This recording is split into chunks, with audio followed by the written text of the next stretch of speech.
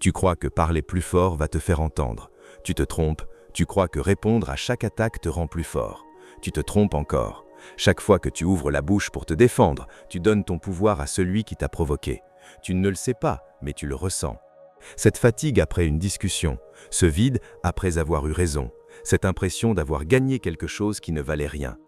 Regarde-toi quand quelqu'un te critique. Tu sens cette urgence monter, cette envie immédiate de répondre, d'expliquer, de te justifier. Tu crois que c'est de la dignité, mais c'est de la peur. Tu as peur qu'on pense mal de toi, tu as peur qu'on ait raison, tu as peur que ton silence soit interprété comme une faiblesse. Alors tu parles, tu argumentes, tu déploies ta logique comme une armure. Et pendant que tu parles, tu te révèles, tu montres exactement où ça fait mal, tu offres à l'autre la carte précise de tes blessures. Carl Jung a écrit que ce qui ne devient pas conscient se manifeste dans nos vies sous forme de destin. Ton besoin de répondre, de prouver, de convaincre, ce n'est pas une force, c'est un symptôme. Le symptôme d'une partie de toi qui n'est pas encore réconciliée avec elle-même. Une partie qui a besoin du regard de l'autre pour exister. Tant que cette partie n'est pas vue, tu seras esclave de chaque opinion qui te traverse. Observe les gens qui ont une vraie présence, une vraie autorité intérieure.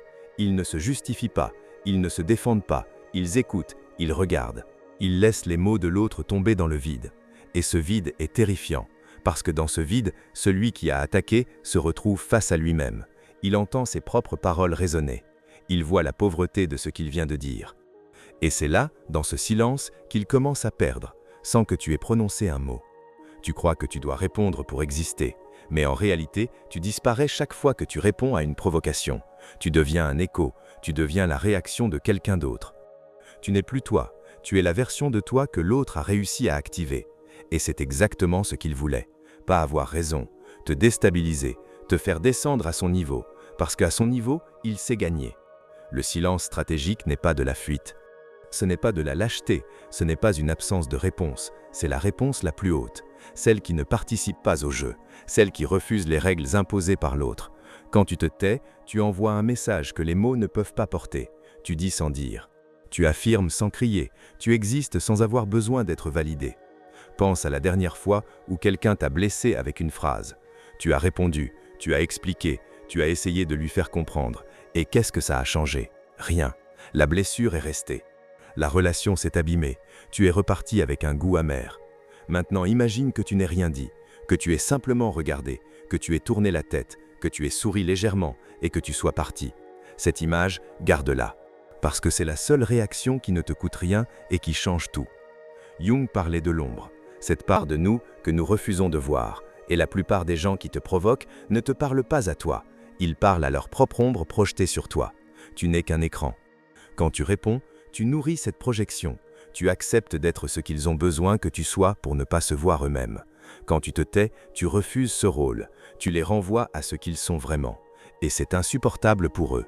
Beaucoup plus insupportable que n'importe quel argument que tu pourrais leur opposer. Tu fais ça souvent. Tu défends ta réputation, tu défends ta vision, tu défends ton honneur. Mais en réalité, tu défends une image que tu as construite et à laquelle tu te crois attaché. Cette image n'est pas toi, elle est une enveloppe. Et chaque fois que quelqu'un l'attaque, tu paniques parce que tu confonds l'enveloppe et le contenu. Le jour où tu comprends que tu n'es pas ton image, tu n'as plus rien à défendre. Et ce jour-là, plus personne ne peut t'atteindre. Le silence te confronte à toi-même aussi. C'est pour ça qu'il est si rare. La plupart des gens parlent pour ne pas se sentir. Ils répondent pour ne pas être face à leur propre vide. Le silence demande une force intérieure que peu de gens ont cultivée. Il demande de pouvoir rester avec sa propre tension sans la décharger sur le monde. Il demande d'accepter qu'on puisse être mal compris, mal jugé, mal aimé et de ne pas en mourir. Ce n'est pas du contrôle de soi, c'est de la souveraineté. Il y a une différence immense. Le contrôle, c'est se forcer. La souveraineté, c'est ne plus avoir besoin de réagir. C'est être tellement enraciné en toi-même que les vagues extérieures ne te déplacent plus. Elles passent, elles se cassent, elles disparaissent. Et toi, tu restes, présent, calme, inaccessible. Tu remarqueras quelque chose d'étrange quand tu commenceras à pratiquer le silence stratégique. Les gens vont d'abord pousser plus fort, ils vont essayer de te faire réagir, ils vont monter le ton, multiplier les attaques, devenir plus personnels. Parce que ton silence les met face à leur impuissance. Ils ne savent pas quoi faire avec quelqu'un qui ne joue pas. Et puis, après cette tempête, quelque chose change. Ils se calment, ils baissent la garde. Et certains, parfois, viennent chercher ton avis avec un respect qu'ils n'avaient jamais eu pour toi auparavant. Le pouvoir véritable ne s'annonce pas, il se ressent. Une personne qui sait se taire au bon moment dégage une autorité que personne n'apprend dans les livres. C'est une présence, une densité, quelque chose dans son regard qui dit « je n'ai rien à te prouver ». Et c'est précisément cette absence de besoin qui rend cette personne magnétique. Tu connais ces gens, tu les as croisés, tu te demandes ce qu'ils ont. Ce qu'ils ont, c'est qu'ils ne te demandent rien. Ils ne mendient pas ta validation. Ils existent en dehors de ton jugement. Tu peux apprendre cela, mais ça commence par un constat brutal. Tu parles trop, pas en quantité, en émotion. Tu réagis trop vite, tu te justifies trop souvent. Tu cherches à être compris alors que la compréhension n'est pas un dû. Tu veux que les autres voient ce que tu vois, mais ils ne le verront que s'ils sont prêts. Et tes mots ne les rendront pas prêts. Seul leur propre cheminement le fera. Voilà ce que tu vas commencer à faire. Quand on te provoque, attends. Ne réponds pas tout de suite. Compte 3 respirations dans ta tête. Pendant ces 3 respirations, observe ce qui monte en toi. La colère, l'envie de prouver, la peur d'être mal vu. Observe-le sans agir. Et ensuite, demande-toi une seule chose. Est-ce que ma réponse va changer cette personne? Si la réponse est non, tais-toi. Garde ton énergie, garde ta vérité. Elle ne te coûtera rien à l'intérieur et elle te rendra impénétrable à l'extérieur. Deuxième principe. Quand tu sens que tu veux te justifier, demande-toi à qui tu parles vraiment. Souvent, tu ne parles pas à la personne en face de toi. Tu parles à une voix intérieure qui te juge depuis longtemps. Tu essayes de la convaincre, elle, et tu utilises la personne en face comme un prétexte. Reconnais-le et tourne-toi vers cette voix intérieure. C'est avec elle que tu dois faire la paix, pas avec le monde extérieur. Troisième principe. Cultive un endroit en toi qui n'a pas besoin d'être vu. Un sanctuaire, une zone que personne ne peut atteindre parce que tu ne l'exposes pas. Plus cet endroit grandit, plus tu deviens libre. Plus tu peux te tenir au milieu des opinions sans en être déplacé. Cet endroit, c'est ton vrai pouvoir.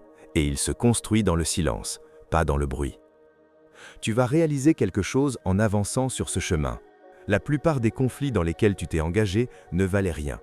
La plupart des arguments que tu as gagnés ne t'ont rien apporté. La plupart des mots que tu as prononcés pour te défendre ont creusé l'écart entre toi et ce que tu es vraiment.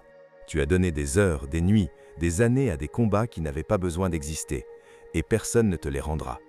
Mais à partir de maintenant, tu peux choisir autrement. Tu peux choisir de garder ta voix pour ce qui mérite vraiment d'être dit, pour ce qui construit, pour ce qui crée, pas pour ce qui se défend. Tu peux choisir de laisser le monde parler, gesticuler, juger, sans te sentir obligé d'y participer. Et dans ce retrait, tu vas découvrir une force que tu n'as jamais connue. Une force tranquille, une force qui n'a besoin de rien pour exister. Le silence n'est pas l'absence de mots, c'est la présence pleine de soi-même. Quand tu te tais avec présence, tu communiques davantage qu'avec 1000 phrases. Ton corps parle, ton regard parle, ton calme parle. Et ce langage-là, personne ne peut le contredire. Parce qu'il ne s'adresse pas à la raison de l'autre, il s'adresse à quelque chose de plus profond, quelque chose qui reconnaît immédiatement la vérité d'une présence. Voilà ce que Jung essayait de transmettre.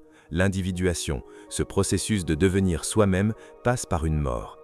La mort du besoin d'être validé, la mort du personnage qui réagit, la mort de cette voix intérieure qui te pousse à parler quand tu devrais te taire. Ce n'est pas confortable, c'est même douloureux au début, mais de l'autre côté de cette mort, il y a quelqu'un, et ce quelqu'un, c'est toi. Le vrai toi, celui qui n'avait jamais pu naître tant que tu parlais à la place de te connaître. Alors la prochaine fois qu'on te provoque, souviens-toi, tu n'as rien à prouver, tu n'as rien à défendre, tu n'as rien à expliquer.